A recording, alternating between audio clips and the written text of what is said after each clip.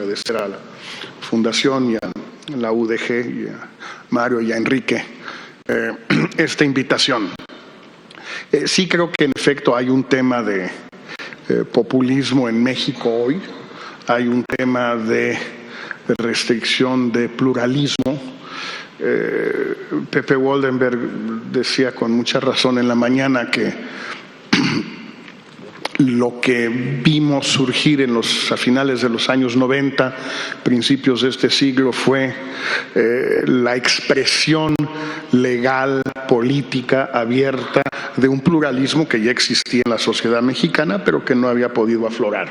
Y me parece que eso es un tema muy importante que, como decía Woldenberg, debemos valorar. Pero también creo que estamos hoy inmersos en una situación muy peligrosa en esta materia, y me quisiera referir rápidamente a tres aspectos de estas amenazas a ese pluralismo, a esas libertades. El tema de los medios de comunicación, el tema de los intelectuales o la intelectualidad mexicana frente a lo que está sucediendo, y el tema internacional, que siempre me interesa a mí mucho, pero sobre todo en presencia de Mario me parece que puede ser interesante compartir con él, con Álvaro, algunas reflexiones, y con Gerardo, desde luego, nuestros amigos que nos visitan de fuera. El tema de los medios. Enrique Krause mencionaba hoy en la mañana el caso de Excelsior en 1976. Para los jóvenes, sobre todo de arriba, pero también aquí hay muchos jóvenes abajo que nos escuchan, vale la pena retomarlo un segundo. El Excelsior se convirtió a partir del 73-74, incluso desde antes, pero sobre todo a mediados del sexenio de Echeverría, en una voz muy crítica del gobierno, desde luego por don Daniel Cosío Villegas, pero muchos más. No era y Scherer, Julio Scherer, pues desde luego desempeñaba un papel central en eso. Llegó un momento en que Echeverría ya no quería estar sujeto a esa crítica constante, cotidiana, de denuncias, a veces bien hechas, a veces mal hechas. Tampoco hay que idealizar lo que era el Excelsior de entonces. Era un gran periódico independiente, digamos, de un país como Honduras. No nos compliquemos la vida, o sea, no inventemos. Pero bueno. Lo primero que hizo Echeverría, es muy importante, lo hizo Fausto Zapata, su subsecretario de Medios, fue hablar con los empresarios, los anunciantes del Excelsior, para decirles que dejaran de anunciarse. En particular, una empresa que sacaba su programación televisiva todos los días, que era una fuente muy importante de ingresos para el periódico, pero no era la única. Echeverría, presidente, le cierra el flujo de anuncios a Excelsior, lo cual debilita a tal punto a Scherer dentro de la cooperativa que el golpe que le preparan dentro de la cooperativa se vuelve mucho más factible, más viable. Sin el recorte de los anuncios hubiera sido más difícil el golpe. ¿A qué voy a esto? Eso es exactamente lo que está pasando hoy en México. Está pasando en casi todos los medios impresos, en buena parte de la radio, menos en la televisión, en las dos grandes cadenas, las otras no sé. ¿Qué es lo que está sucediendo con Reforma, que mencionaba también Enrique en la mañana? Si el presidente de la República ataca al diario Reforma un día sí y un día no, y el tercer día también, pues el anunciante dice, ¿saben qué? A ver, me encanta el periódico, quiero mucho a Alejandro Junco, respeto la libertad de expresión en México, es importantísima, pero ¿saben qué? En los güeyes de mi compadre, yo no. Yo hasta aquí llegué, yo no me voy a anunciar en un periódico que es no visto elípticamente, sino explícitamente como enemigo del gobierno, como enemigo del Estado, por el presidente de la República, y no una vez, todos los días. Yo ya no me voy a anunciar ahí. Pasa despacito, no todos el mismo día, no todos todo el tiempo, pero poco a poco esto va sucediendo. Y va sucediendo en el conjunto de los medios impresos. ¿Por qué? Pues ¿quiénes son los anunciantes? pues son nuestros amigos empresarios. Y no solo son anunciantes en los medios impresos, sino en cotidianos, sino en algunas revistas que conocemos. ¿Qué es lo que sucede?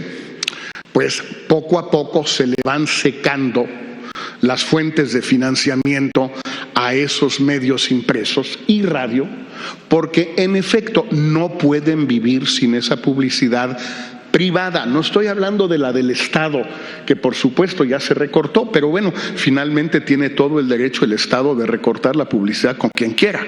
Y no creo que sea necesariamente algo malo para México que ya no haya publicidad oficial en las magnitudes, las dimensiones que la ha habido los últimos 40, 50 años. Yo en eso no estoy tan en desacuerdo. Pero los privados se rajan.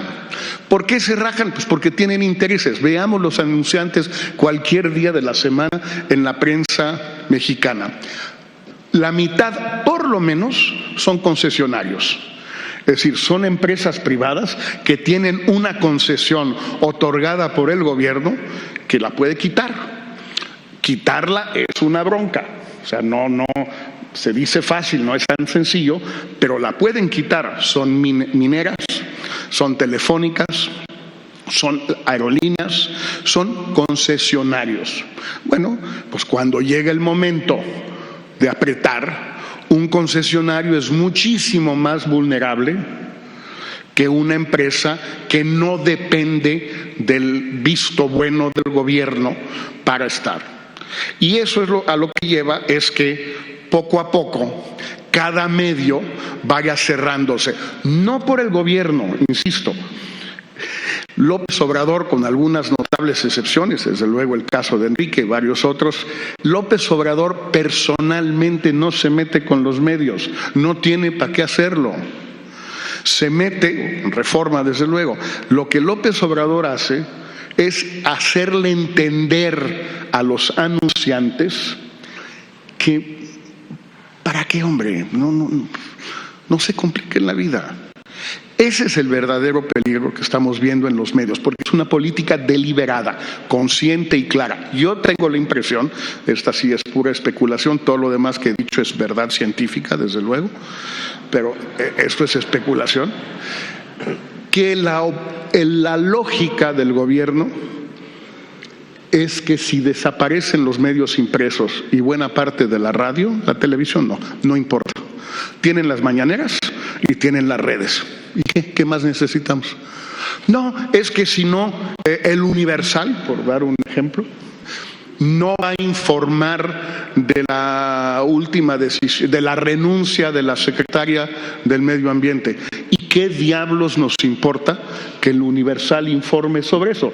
Si ya salió en las redes y lo va a comentar ad nauseam mañana el presidente en vivo, en 3 o 4 canales. ¿Qué le importa lo que diga el Universal? No dice, lo que es más, desaparece el Universal. Y, bueno, termino entonces con la parte de medios y un par de minutos al tema de los que estamos aquí reunidos, de los llamados intelectuales. A mí me parece que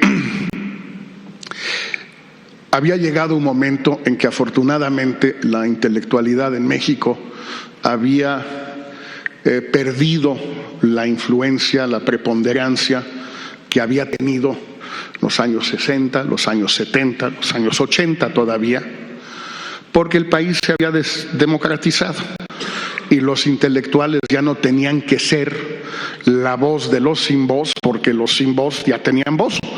Tenían diputados, senadores, medios de comunicación, asociación, todo lo que se quiera. Y México en ese sentido había pasado a ser un país más parecido al resto de América Latina, y a mí me parecía que eso fue un paso adelante importante para el país y no me molestaba en lo más mínimo que fuera así. Hoy creo que estamos en una situación distinta, que yo hubiera preferido evitar, pero el hecho es que hoy en México, gente como los que hemos estado aquí reunidos y que se han reunido en muchísimos otros foros en estas últimas semanas o meses y los que vienen, pues sí tenemos que volver a cumplir con una función que debió haber quedado atrás.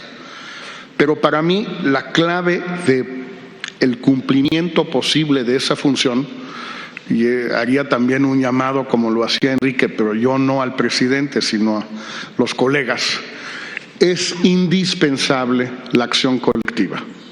Si cada quien sigue actuando por su cuenta, escribiendo por su cuenta, dando conferencias por su cuenta, reuniéndose por su cuenta, nos van a barrer. No hay manera, no hay cómo tener una resistencia de pensamiento intelectual, conceptual, como se le quiera llamar, ante lo que es este gobierno si no se actúa colectivamente. Es muy difícil. Yo celebro esta iniciativa de Mario, Enrique, Raúl, de que se haya juntado tanta gente aquí en Guadalajara, pero esto debe ser solo un primer paso. O sea, esto es lo que tenemos que seguir haciendo. Solos no hay manera. La vamos a perder enterita, y perderla nosotros, a diferencia quizás de hace 20 años, donde no importaba mucho si perdíamos o ganábamos. Ahora sí, porque por desgracia, ante las amenazas frente a las cuales se encuentra el pluralismo, la democracia y la libertad en México, si la intelectualidad no alza la voz, nos va a costar muchísimo más trabajo defender todo eso. Gracias, Héctor.